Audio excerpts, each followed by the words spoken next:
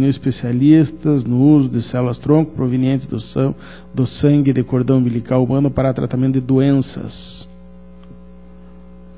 Diretoria de Análise de Transferência, por meio de instrução, informou que, após consultar os documentos e informações do CIT, a unidade técnica verificou que não foram efetuados repasses de recursos. Encerramento do feito, é esse o entendimento também do Ministério Público. Não havendo recursos, não há o que se prestar contas. E é pelo encerramento, e meu voto é esse. Está em discussão, votação, está aprovado. Protocolo 417480/14, prestação de contas e transferência voluntária, recebida pelo Lar Betânia de Maringá, daquele município, recebeu do município de Maringá, portanto, valor de R$270 mil, para acolhimento de crianças e adolescentes em situação de risco pessoal e vulnerabilidade social. DAT apontou a irregularidade diante da ausência de certidões. Unidade técnica esclareceu que deixou de propor a aplicação de multa, considerando se tratar de período de adaptação das entidades ao nosso novo sistema. O MP já opinou pela irregularidade das contas, tendo em vista a ausência de certidão listada pela DAT. Inicialmente constato que as restrições apontadas pela unidade técnica são de caráter formal, não tendo sido observadas na análise do processo em apreço, qualquer fato tenha prejudicado a execução do convênio.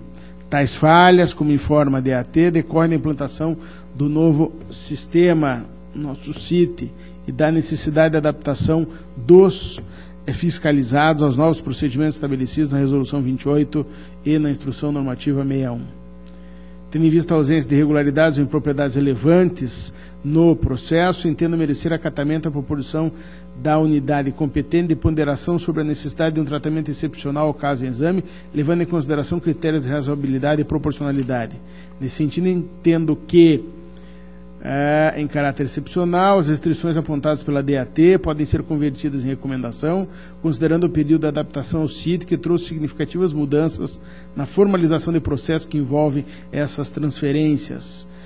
Então, meu voto é pela regularidade das contas com recomendação. Está em discussão, em votação, aprovado. Protocolo 43.1383/05, refere-se à aposentadoria concedida à senhora Sebastiana Firmino de Oliveira, ocupante do cargo de professora, formalizada através de portaria, encaminhada a esse tribunal, formalizada através de portaria em setembro de 98, encaminhada a esse tribunal em outubro de 2005. Manifestação preliminar, de jur propôs diligência para a complementação e documentação e, posteriormente, diante da informação de instauração de procedimento administrativo pelo município, ante a ausência de comprovação de, no mínimo, 25 anos de efetivo exercício do magistério, propôs nova diligência para que fossem informadas as providências adotadas em relação ao cancelamento do ato de inativação. O processo permaneceu em remessa externa por quase 8 anos, retornando em abril de 2014. Nesta ocasião, o município informou que a servidora ingressou com ação judicial através dos autos que indica, tendo-lhe sido reconhecido o direito de manter a aposentadoria em razão da segurança jurídica. A decisão restou mantida em grau de apelação e reexame necessário, tendo-se operado o trânsito em julgado.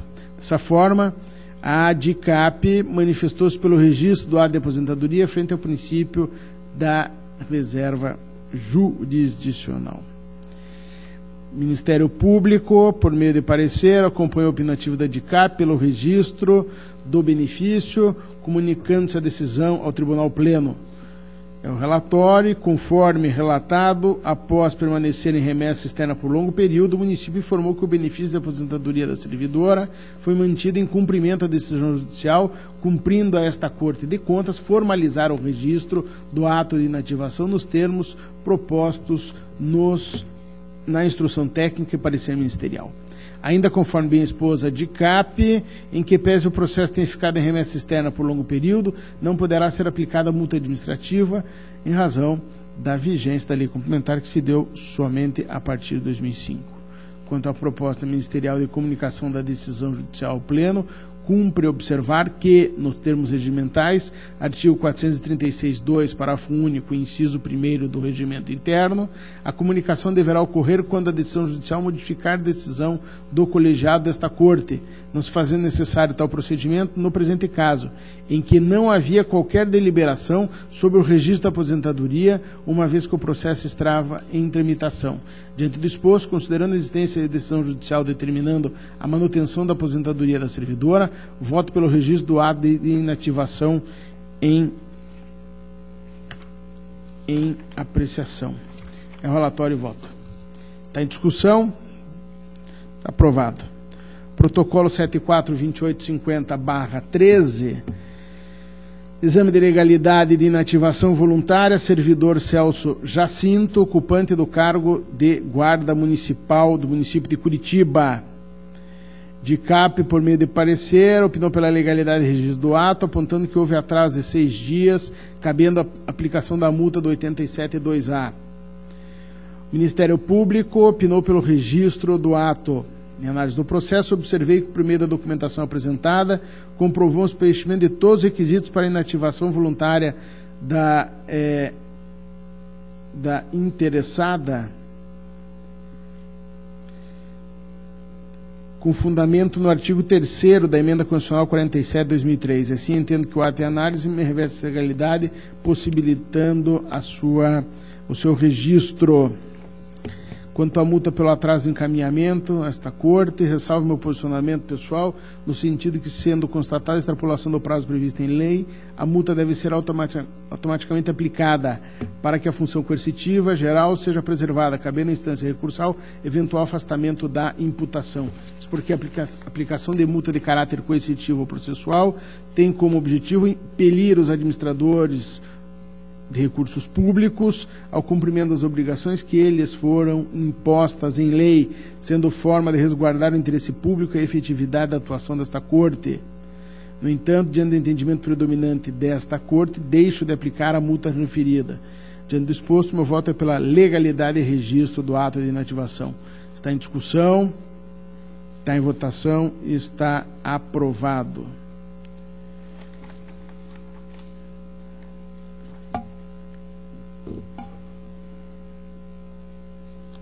Protocolo 167980/14, exame de legalidade também de inativação de servidora de Lei Coradim Guidolin, professora do ensino fundamental, com base no artigo 6º da Emenda Constitucional 41.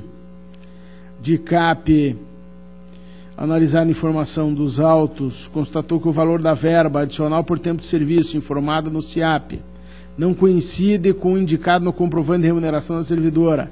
Além disso, observou que o indivíduo apontado como gestor do ato não é o mesmo que assinou o ato de concessão do benefício. Diante disso, sugeriu a realização de diligência para que fosse apresentado esclarecimento sobre pena negativa. O Ministério Público opinou pela legalidade e registro do ato, considerando que o ato concessivo foi expedido pela autoridade competente, que é o chefe do Poder Executivo Municipal, e indicou o valor correto dos proventos, recomendando ao município que providencie a correta alimentação do CIAP. Deixo de acolher a diligência solicitada pela DICAP em relação ao fato do ato concessivo de aposentadoria estar assinado pela prefeita, conforme bem assinalou o órgão ministerial, a competência para emitir o ato é do chefe do Executivo, exigindo-se previsão em lei para a delegação ao gestor do regime próprio de previdência. Quanto à divergência apontada pela unidade técnica sobre o valor do adicional por tempo de serviço informado no campo demonstrativo das verbas, do relatório circunstanciado e o valor que consta do comprovante de remuneração, importa registrar que o valor dos proventos concedidos, pouco mais de R$ 2.700, está em consonância com a última remuneração da interessada, representando a soma do salário básico e do adicional por tempo de serviço. Referido valor consta do próprio relatório circunstanciado nos campos relativos à remuneração atual do servidor e ao total dos proventos, e também ao ato de concessão da aposentadoria. Ultrapassadas tais questões, em análise do processo, observei que a documentação apresentada demonstrou o preenchimento de todos os requisitos para inativação. Assim, entendo que o ato em análise reveste legalidade, possibilitando o registro. Meu voto é pela legalidade e registro. Está em discussão? Votação, está aprovado.